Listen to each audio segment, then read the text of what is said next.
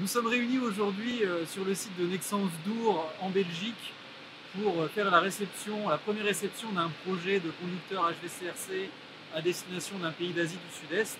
dans le cadre d'un projet de plusieurs centaines de kilomètres avec différentes tailles de conducteurs. La production se passe bien. Ce matin, nous avons pu inspecter un premier touré en présence d'un inspecteur indépendant pour assurer la qualité du produit. L'ensemble des propriétés du conducteur sur la partie câblage aluminium correspond aux attentes de la fiche technique et dans les tolérances de la norme.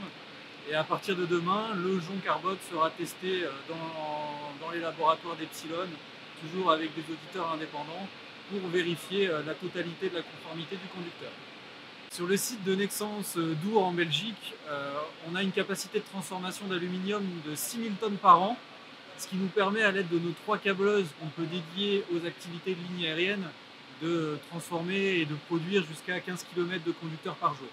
Concernant la maîtrise des conducteurs HVCRC, de par l'expérience de Nexans, on arrive à maîtriser les points d'attention qui sont nécessaires à l'assurance qualité du conducteur. D'une part, Nexans a une expérience sur les conducteurs à lame composite depuis le début des années 2010, ce qui nous permet de manipuler un jonc sans le détériorer et pour assurer la pleine capacité de ses performances. Au niveau de l'aluminium recuit, depuis